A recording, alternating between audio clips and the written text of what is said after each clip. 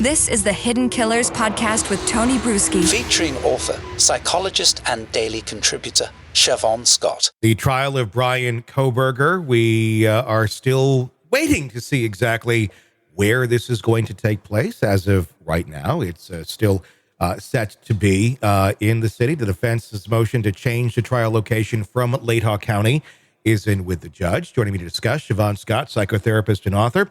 Obviously, the town where it happened, a lot of people feel like, look, this happened here. It should happen here. But the defense put their own little survey out there, initially doing it without permission from the judge. Judge didn't like that, but then allowed it to proceed. And some of the results are in. The defense team surveyed potential jurors in Latah County. The findings, 98% of people in the county are aware of the case. 68% following it closely. And 67% believing that Kohberger is already guilty. Their arguments saying that people are hearing misinformation and they're believing it, that Kohberger is linked to other murders and victims and was romantically rejected and all these different things. Okay, I mean, you can hear that, but, you know, you're going to hear facts at some point, too, if you're a juror. Does it make sense to move this thing just to avoid appellate issues, or should this thing take place where the crime took place? I think it's reasonable in this case to move it. You know, if you're looking at trying to get as much of an unbiased jury as possible, certainly being in the county where, you know, the capital of Boise, you've got a potential 500,000 population to pull from. So you're more apt to find people who do not already have a convicted sense that he's guilty. Sure. And, you know, without all the other narratives that they've bought into, because it's in a small community, they follow things so closely, you know, and there's not as much going on in that little area. And so people spend a lot of time on this and are very invested in the case. You get over here where I'm at in Oregon and in the Portland area, I bet half the community would be aware of the name, but they probably aren't following the case as they are there in where it happened. Should they do the same survey in Boise just to see? I mean, you know, what the level is there? Because I mean, I imagine it's probably statistically a bit less. I just don't know how much less. Yeah, I think you'd probably find that it's less. And yeah, you're not going to go anywhere on the planet and not find an area where people haven't heard of the case, probably.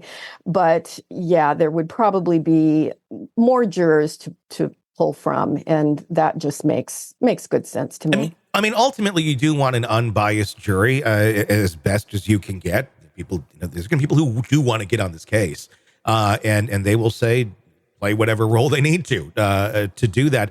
To me, in this case, though, is it really that difficult to decipher fact from fiction or rumor from not rumor? I mean, I know this is what we do. We talk about these things all the time, so it's fairly clear cut. But you know, I don't know. There's a lot of things. Like there's one where, was he connected to this murder in like 1999 or something? He would have been like 4.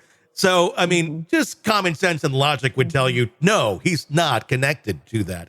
But there have been some things that are rumors, but I think they may be rumors, but I think they border on, you know, logistically possible things that could have happened. He could have easily gone to these restaurants that they were at. Some people say they did see him there. He may have been there. May have had nothing to do with the murder or stalking anybody, but you know that may have happened.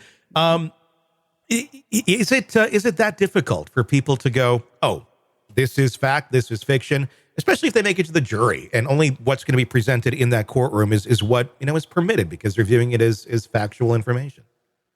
It's so hard to try to find jurors who are not going to be unduly tainted with stories and rumors and innuendo because they have an emotional, let's say, stake in believing the story or the rumor. And I think that's the fear. If you get people who are completely convinced that he's guilty, and it's kind of hard to read a lot of the evidence that we do know that's been exposed and not come to the conclusion that he's guilty. I think most of us would lean in that direction probably. Yeah. And what percentage of people can get beyond that emotional bias?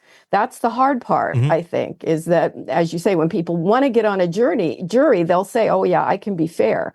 But can they really be fair? And that's probably one of the problems with the human system that we have. You know?